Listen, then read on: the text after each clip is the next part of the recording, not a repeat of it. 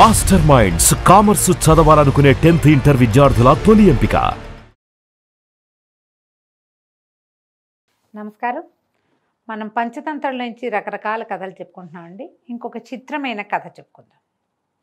ఇది మన భారతదేశంలో జరిగిన చాలా రకాల రాజకీయ వృత్తాంతాల తాలూకు బేసిక్ కథ అన్నమాట. ఇప్పుడు కూడా మనం ఇలాంటి తెలివి తక్కువ పనులు చేస్తూ ఉంటాం. ఏ తెలివి తక్కువ పని చేయకూడదో దాన్ని గురించిన కథనే చెప్తున్నారనమాట. పూర్వమట ఒక పెద్ద బావి ఉండేది. ఇదేంటి, రాళ్లతో నిర్మించిన బావి, కిందకి దిగుడు బావిలాగా. ఇది మరి దిగుడు కాదు, ఎలా అంటే మన రాతి బావులు చేస్తారు కదా ఈ మన పొలాల్లోనూ, అక్కడ బొక్కెనేసి తోడతారు నీళ్లు, తర్వాత ఏతం వేసి తోడతారు. అలాంటిది ఒక పెద్ద రాతి బావి. ఆ బావిలో బోలెడన్ని కప్పలు ఉండేవాట. ఈ కప్పల్లో ఒక కప్పరాజు ఉండేవాడు, గంగదత్తుడు అతని పేరు. అయితే ఈ గంగదత్తుడికి తన దాయాదులతోటి అన్నదమ్ములతోటి పడేది కాదు. వాళ్ళు వీళ్ళు కొట్లాడుకునేవాళ్ళు, అధికారం కోసం కుదిరేది కాదు. అంతే ఈ గంగదత్తుడికి ఎలాగ వీళ్ళని తన దాయాదుల్ని నాశనం చెయ్యాలి అని ఆలోచిస్తూ ఉండేవాడు. ఒకసారి ఏమైందట, ఎవరో ఒక రైతు ఏతం వేశాడు, నీళ్ళల్లో వేస్తే ఈ గంగదత్తుడు చటుక్కుని ఎగిరి ఆ ఏతంలో నీళ్లతో పాటు చేరిపోయి ఏతంతో పాటు బయటకు వచ్చేసాడు. అంటే బావిలోంచి బయటకు వచ్చేందుకు వేరే దారి లేదు. బావిలో కప్పలు ఎట్టా వస్తాయండి, పైకి ఎగిరి రాలేవు, అదంతా ఎక్కలేవు. అది ఇట్టా ఉంటుంది కదా, నిట్ట నిలువుగా, కొంత దూరం ఎక్కినా జారి పడిపోతాయి. ఎగరాలి కదా, ఆ ఎగిరినప్పుడు పైకి ఎగరలేదు, అది బావిలో కప్ప అంటారు అందుకే. కానీ ఏతంతో పాటు లేదా బొక్కెనతో పాటు వచ్చేయచ్చు. ఇది అలా బయటకు వచ్చింది.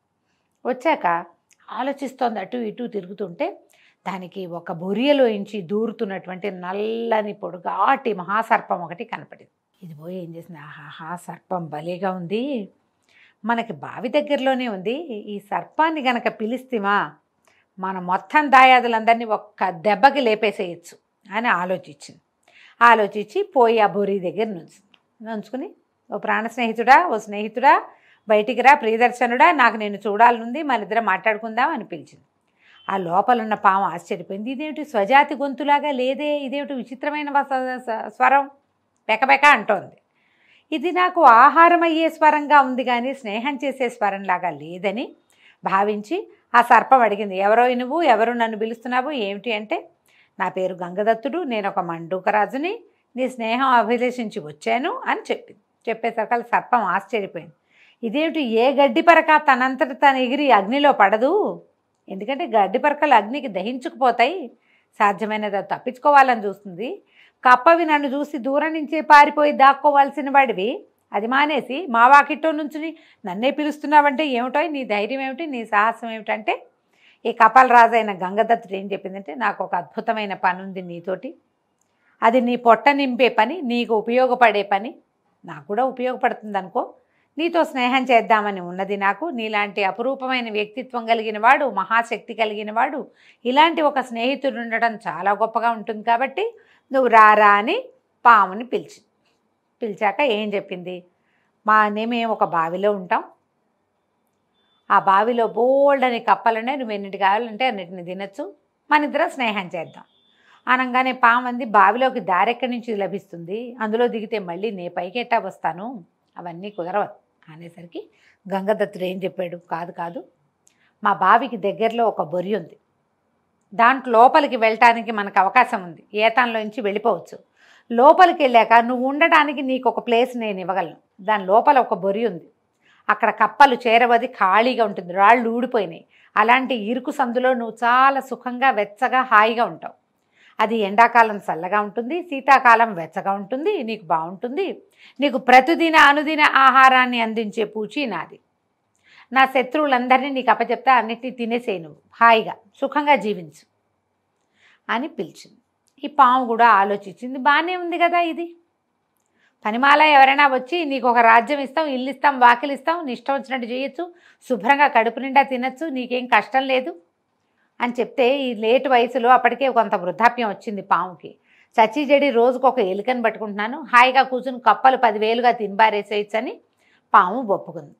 ఈ ఏతాన్ నీళ్లల్లోకి జారే సమయానికి కప్పల రాజైన గంగదత్తుడు, నల్లజాతి సర్పమైనటువంటి ప్రియదర్శనుడు ఇద్దరు కలిసి ఆ ఏతాంతో పాటు లోపలికి వెళ్ళిపోయారు.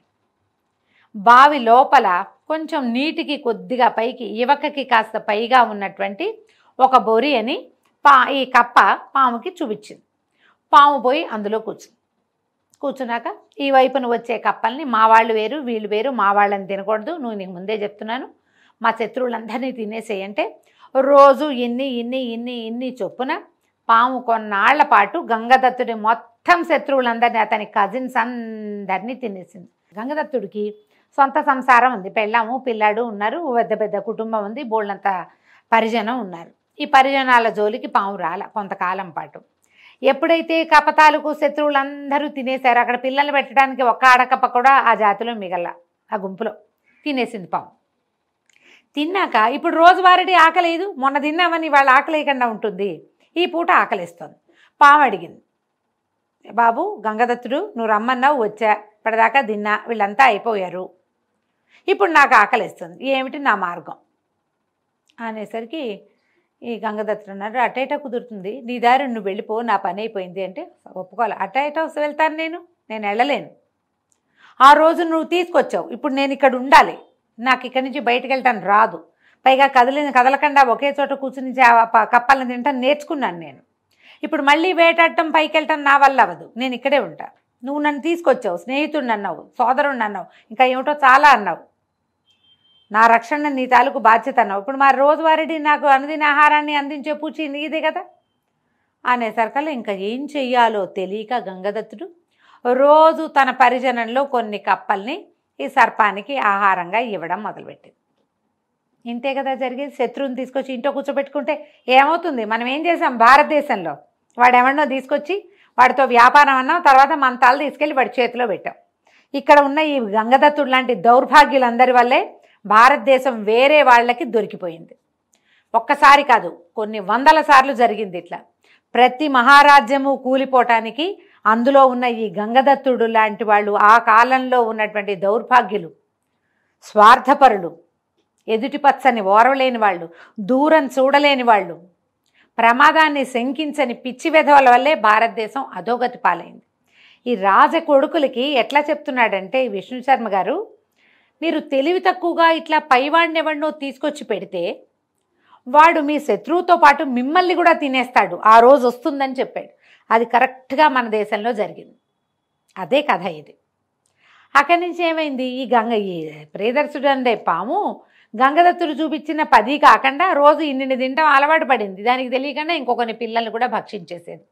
క్రమంగా తినగా ఒకనాడు గంగదత్తుడి కుమారుడైన యమునా దత్తుడిని కూడా ఈ పాము తినేసేసరికల్లా గంగదత్తుడి భార్య తెగ తిట్టిపోసింది.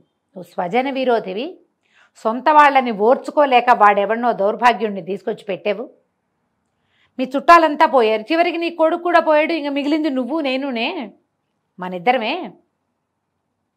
ఇంకేముంది, నీ చావు నా చావు ఎటాకు చూస్తావు, నీ చావు కూడా నువ్వు నీ కళ్ళారా చూస్తుండగానే నువ్వు చచ్చిపోతావు, నువ్వు తెలివి తక్కువ పని చేసావు, దీనికి నువ్వు ఫలితం అనుభవించాల్సిందే, నీలాంటి వాడికి జరగాల్సిన శాస్తి ఇదేనని భార్య నానా తిట్లు తిట్టిపోసింది. క్రమంగా ఏమైంది, మొత్తం అందరైపోయారు, ఓన్లీ గంగదత్తుడు అనే బావురు కప్ప ఒకటి మిగిలేదు. అప్పుడు ఈ సర్పం అడిగింది, స్నేహితుడా ఇన్ని రోజుల నుంచి తింటున్నాను, ఇవాళ ఆకలిస్తోంది, నువ్వు తప్ప ఎవరూ మిగలలేదు, ఏమిటి గతి అనగానే ఈ గంగదత్తుడు ఏం చెప్పాడంటే, ఇప్పుడైనా తప్పించుకోవాలి వీడు. ఏమన్నాడు, స్నేహితుడా నేనే నిన్ను తీసుకొచ్చా, నేనే ఏదో దారి చూస్తా. ఈ సర్పం అంటుంది, నువ్వు పితృ సమానుడివి, నాకు ఆహారం పెట్టేవాడు, ఎవరు అన్నం పెడతాడో వాడు నాన్నతో సమానం, నువ్వు ఇన్ని రోజుల నుంచి నాకు ఆహారాన్ని ఇచ్చావు, నువ్వు నాకు తండ్రితో సమానం, నేను నిన్ను తినలేను, మరి నాకు ఆహారం దొరికే మార్గం ఏమిటో నువ్వే బోధించాలి అంటే గంగదత్తుడు ఏం చెప్పాడంటే, సరే బాగుంది, నువ్వు ఇక్కడే ఉండు, నువ్వు ఎలాగూ బయటికి రాలేవు, నేను పైకి వెళ్తా, వెళ్ళి అక్కడ ఒక 3-4 బావులు ఉన్నాయి, 3-4 బావుల్లో నా ఫ్రెండ్స్ చుట్టాలు వాళ్ళు పాత వాళ్ళు ఎప్పుడు పరిచయస్తులు, మా తాత ముత్తాతల నాటి స్నేహితులు, మా ముత్తాతల కజిన్స్ వాళ్ళంతా వేరే వేరే బావుల్లో ఉన్నారు, వాళ్ళందరినీ నమ్మించి వస్తాను, అప్పుడు నిన్ను తీసుకెళ్తా, నువ్వు అక్కడ కూడా ఇక్కడ ఖాళీ చేసినట్టే అక్కడ ఖాళీ చేద్దు, కానీ నేను నీకు చెప్పే కదా నీ ఆహారం పూచి నాదని, కాబట్టి నన్ను చేయనివ్వంటే సర్పం సరేలే 2 రోజులు నేను ఆకలి కాగుతాను, నువ్వు ఏర్పాటు చేసి రమ్మని. ఈ గంగదత్తుడు ఏతం పడ్డం కోసం చూసి ఆ ఏతం ఎక్కేసి బావిలోంచి బయటికి వెళ్ళిపోయాడు. ఎన్ని రోజులు గడిచినా గంగదత్తుడు రాల. రాకపోయేసరికల్లా ఈ సర్పానికి ఆశ్చర్యం, ఏంటి ఇన్ని రోజులైందని తనతో పాటు ఆ బావిలో నివసించే ఒక ఉడుము లాంటి ఒక జంతువుని కేకేసి, నువ్వు రోజు బయటికి వెళ్తావు కదా బావిలోంచి, నేనంటే పెద్దవాడిని వెళ్ళలేను, ఆ గంగదత్తుడు ఎక్కడున్నాడో చూసి వాడి కోసం నేను వెయిట్ చేస్తున్నానని చెప్పు అని చెప్పి ఈ ఉడుము బయటికి పాక్కుంటూ వెళ్ళి ఆ గంగదత్తుడిని కేకేసి చెప్పింది, నీకోసం మీ సర్పం ఫ్రెండ్ ఎదురు చూస్తున్నాడంటే ఇంకా బుద్ధుంటే వస్తానా, ఒక్క శత్రువుని పోగొట్టుకోవాలని ఈ మహాశత్రువుని తెచ్చి నా దగ్గర పెట్టుకున్నా, మా వాళ్ళల్లో మేము పెళ్లి సంబంధాలు చేసుకున్నా కాసేపు కూర్చుని మాట్లాడుకున్నా మా సమస్యలు తీరిపోయేవి, ఒక తరంలో తీరని సమస్య తర్వాత తరంలో తీరేది, నేను ఆలోచించకుండా వీడిని తెచ్చి ఇక్కడ పెట్టాను ఈ సర్పాన్ని, మొత్తం వంశం కులక్షయం చేసేశాడు, నేను ఒక్కడిని తప్ప ఎవరిని మిగలలేదు, నేనైనా కొంచెం మా చుట్టాలు పక్కలతో బతుకుతాను, పొరపాటును కూడా బుద్ధి ఉంటే నేను ఆ బావిలోకి రాను, ఆ సర్పం ఆకలికి మాడి అదే చచ్చిపోతుందని. ఇంకా గంగదత్తుడు మాత్రం మళ్ళీ వెనక్కి తిరిగి చూడలేదు. ఈ బుద్ధి వీడికి ఎప్పుడు ఉండాలి, మొట్టమొదట సర్పాన్ని తమ బావిలోకి అంపకం చేసిన నాడు ఉండాలి. అప్పుడు లేదు, మొత్తం అంతా పోయాక బుద్ధి వచ్చి ప్రయోజనం ఏముంది, ఫ్యామిలీ లేదు, చుట్టాలు లేరు, పక్కాలు లేరు, ఎవరు లేకుండా అలో లక్ష్మణ అని అఘోరిస్తూ ఎవరి పంచనో పడి వృద్ధాప్యంలో ఉండవలసిన గతి పట్టింది గంగదత్తుడికి. ఇలా ఆలోచించాలి, ఫ్యూచర్ చూడాలి. ఒక ప్రమాదకారి అయిన తెలివైన వాడు ఏమంటారు కటువైన వాడిని ఒకడిని తెచ్చి మన మధ్యలో పెడితే వాడు మన శత్రువుతో పాటు మనని కూడా భక్షించే ప్రమాదం ఉంది. విజన్ లేక ఈ పొరపాటు చాలామంది చేశారు, ఇండియాలో జరిగింది, భారతదేశంలో. కాబట్టి ముందుకి ఆలోచించకుండా, ఫ్యూచర్ ఆలోచించకుండా తాత్కాలికంగా సమస్య తీరటం కోసం పైవాడినెవడినో తెచ్చి ఇంట్లో పెట్టుకోవద్దు. ఈ తెలివితేటలు నేర్పించటం కోసం ఈ కథ చెప్పబడింది. కథ కంచికి మనం ఇంటికి.